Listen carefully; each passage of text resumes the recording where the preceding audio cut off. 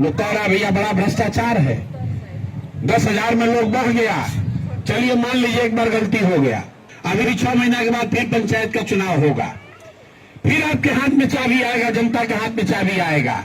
आधा से ज्यादा आपका भ्रष्टाचार पंचायत में मुखिया, सरपंच, प्रमुख, जिला पार्षद कर रहा है, उससे जुड़े अधिकारी कर रहे हैं। 4 महीना के बाद अगर बिहार का जनता संभल जाए और बढ़िया ईमानदार मुखिया, सरपंच, प्रमुख चुन ले तो आधा भ्रष्टाचार खत्म हो जाएगा।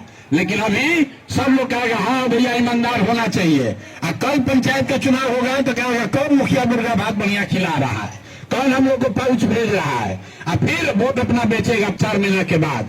तो मेरे भाई, जन सुराज में हम 3 बरस से कह रहे हैं, 500 रुपया में, 1000 रुपया में वोट बेचिएगा तो आपका मुखिया विधायक चोर नहीं होगा तो हरिश्चंद्र नहीं हो सकता है, चोर ही होगा।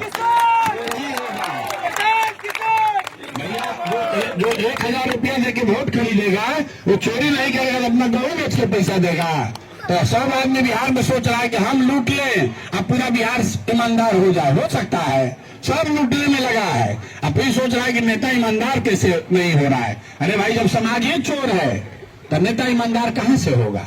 25 लाख 30 लाख जो मुखिया खर्च करेगा वो आएगा तो आपसे इंदिरा आवास में 20,000 रुपया लेवे करेगा, आपसे राशन कार्ड के लिए और आधार कार्ड के लिए 2,000-2,500 लेगा, मृत्यु और जीवन प्रमाण पत्र के लिए पैसा लगेगा, दाखिल खारिज में पैसा लगना ही है, नहीं रुक सकता है। अगले 5 साल में आप देखिएगा और भ्रष्टाचार बढ़ेगा, रुकने वाला नहीं है। रुक जाए तो हमारा गर्दन पकड़ लीजिएगा, नहीं रुक सकता है, क्योंकि लोगों ने ही चोर सरकार चुना है।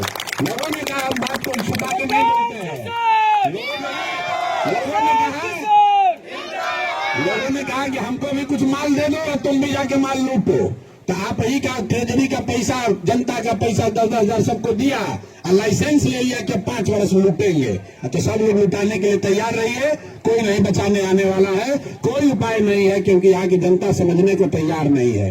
नरक का जिंदगी जी रहा है, फिर भी कहता भैया सड़क बन गया, बहुत भारी विकास हो गया।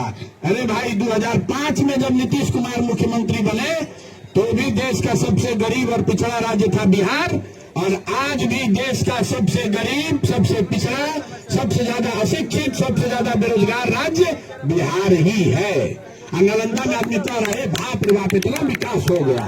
तो भाई यहाँ के आदमी को समझे नहीं है, खाने के लिए 5 किलो भात का जुगाड़ है, बस इतने चाहिए, माल जो दिया उसको वोट दे दिया और इसी दशा में जिएगा। तो हम आपको कुछ नहीं कह सकते हैं, हमारा काम समझाना है, आपको समझना नहीं है, ये भी हमको मालूम है। हमने अपनी जिम्मेवारी समझी है कि हम आपको बताएं। और इतना जरूर है कि 15 लाख से ज्यादा बिहार के लोगों ने जन सुराज का बटन दबाया है, और उनकी खातिर कम से कम हमको बिहार में बने रहना है, और वो 15 लाख लोगों का भरोसा बना रहे। और उनके वजह से अगर आप पर भी कल संकट पड़ेगा तो जन सुराज खड़ा होगा।